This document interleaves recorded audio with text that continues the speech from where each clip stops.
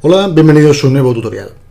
En esta ocasión vamos a retomar un problema de un estilo que ya hicimos hace tiempo sobre mecánica del suelo, que es para evaluar el factor de seguridad que existe en estabilidad de taludes. Bien, nosotros vamos a deducir el coeficiente de seguridad de un talud contra un deslizamiento que se va a producir paralelo, o que se puede producir paralelo a una superficie que vamos a considerar que es nuestra superficie de deslizamiento.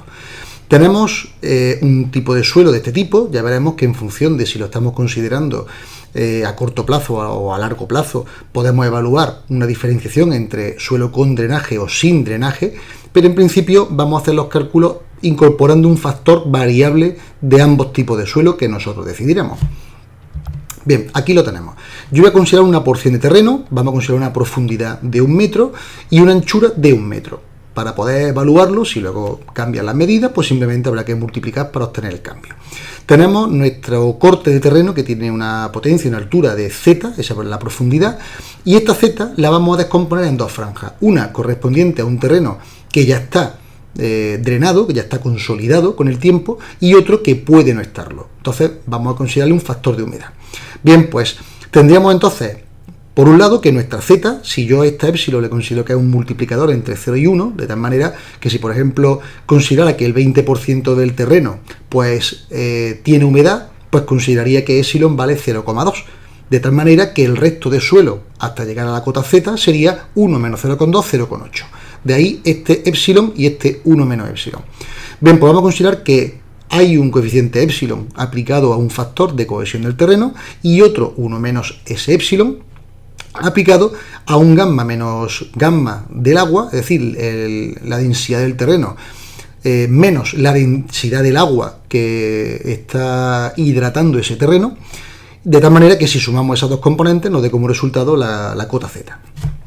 Bien, vamos a comenzar viendo entonces, una vez que tenemos la vinculación con z y el tramo que está vinculado a la superficie que tiene una densidad, la del terreno menos la del agua, hay que evaluar un concepto clave. Aquí os pongo que salvo que la resistencia al esfuerzo cortante en cada una de las superficies supere la resultante de todas las fuerzas cortantes que actúan sobre ella, ya sea por cualquier carga, pero fundamentalmente por la masa superior del suelo que tenemos, el talud acabará rompiéndose. Solo en caso contrario el terreno resistirá.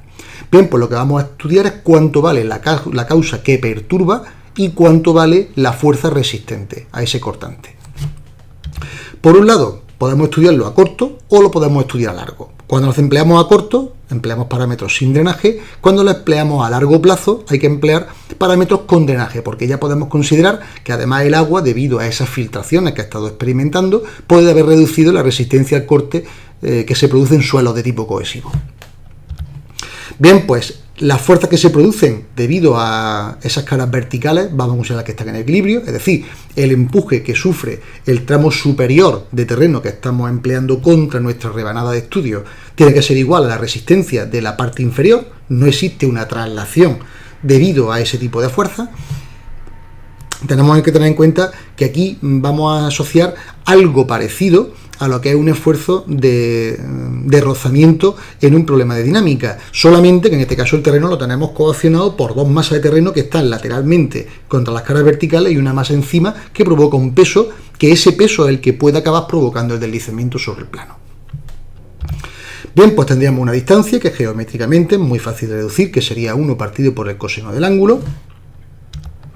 Y tendríamos aquí nuestra superficie de deslizamiento y vamos a calcular ahora la tensión vertical efectiva sobre ese plano. Bueno, pues se puede calcular esa tensión vertical efectiva como el peso efectivo del prisma por unidad de profundidad dividido entre la superficie sobre la que está actuando. Bien, pues aquí tendríamos que sería esta gamma por la componente, la potencia que tiene, la profundidad, que sería epsilon por z, la pondríamos aquí, más la otra densidad, gamma menos la densidad del agua, la densidad del terreno húmedo menos la densidad del agua, aquí multiplicado por esta altura, que sería lo que queda de terreno que estamos estudiando, lo que queda de z, que sería 1 menos epsilon y todo ello por z. Y todo esto dividido entre la superficie que estamos estudiando. Si hemos dicho que hemos considerado 1 metro de profundidad perpendicular a vuestra pantalla multiplicada por d, pues este sería el valor de la superficie sobre la que actúa.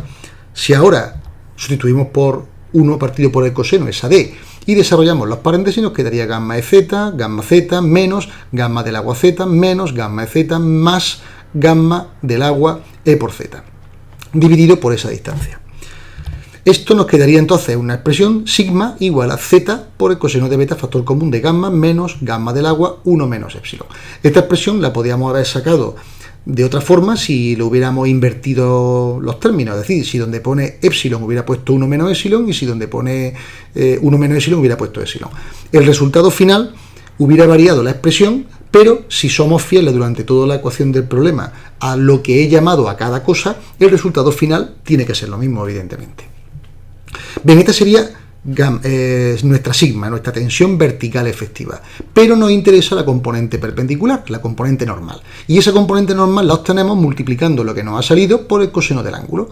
Luego, este sigma que hemos calculado antes, a multiplicarlo por el coseno, lo único que nos afecta es a este coseno que nos va a aparecer ahora al cuadrado. Lo tenemos aquí como coseno cuadrado de beta. Bien.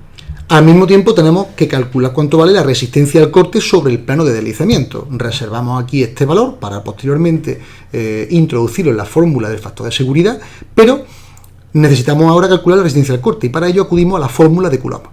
Esta fórmula de Coulomb para la resistencia al esfuerzo cortante se define por una resistencia al corte cuando existe la rotura igual a una cohesión aparente del terreno más la tensión normal que hemos calculado en el apartado anterior, sobre el plano en el que se produce el corte, por la tangente del ángulo de rozamiento interno del terreno, que esto es un dato del problema, o debe serlo. Bien, si nosotros sustituimos este sigma n dentro de esta expresión, nos queda esta expresión un poquito más larga de aquí, que sería c, la cohesión, más z por el coseno cuadrado de beta, por factor común, la densidad, menos la densidad del agua por 1 menos epsilon, todo ello multiplicado por la tangente del ángulo de rozamiento interno del terreno. Si nosotros evaluamos la componente que tiende a provocar el desplazamiento, tenemos que ponerla paralela al plano de deslizamiento, es decir, la componente sobre el seno del ángulo. Y nos quedaría gamma por z por el seno de beta. Esta sería la componente correspondiente al peso. A ese peso de la masa de suelo que tenemos encima, claro. Aquí tendríamos entonces que, si esta es la carga que estamos evaluando, ese peso, la tensión sería ese peso partido por la superficie sobre la que actúa, que hemos visto que era D, 1 por D. Luego nos quedaría gamma por z por el seno, partido por D, que es 1 partido por el coseno. Elevándolo arriba nos quedaría gamma por z por el seno de beta coseno de beta, y esto se puede expresar como un medio del seno del ángulo doble por z. Y por gamma. Nos quedaría gamma z medio seno de 2 beta. Ahora sí, ya podemos evaluar cuánto vale el coeficiente de seguridad, F, que es la tensión resistente entre la tensión perturbadora. Es decir, cuántas veces nos quedamos del lado de la seguridad en función de qué carga tiende a romper el terreno con respecto a cuál es la carga que resiste ese terreno. Y esto nos quedaría sustituyendo que la tensión resistente es toda esta expresión, la ponemos en el numerador, y que la tensión perturbadora es esta expresión y la ponemos en el denominador. Aquí se podían hacer algunos ajustes, pero no son relativamente significativos como para hacer mucho más compacta la fórmula, así que casi mejor lo dejamos de esta manera y luego, cuando tengamos los datos de problema, iremos simplemente introduciéndolo en la calculadora, obtenemos los valores y nos daría un valor estimado final de coeficiente de seguridad. Nosotros somos los que tendremos que evaluar, o nos lo dirá el problema, en qué medida este 1 menos epsilon está más o menos cerca de nuestra superficie de deslizamiento. Eso dependerá, pues, de ver si estamos estudiando más a corto o más a largo plazo y de las peculiaridades de drenaje que tenga nuestro suelo. Bien, pues hasta aquí este tutorial de mecánica del suelo, hablando de la estabilidad de taludes, que espero que haya sido de tu interés. Te recuerdo que haremos más problemas de este tipo y de otros de mecánica que pueden ser también interesantes para ti, y agradecerte tu atención emplazándote para el próximo tutorial.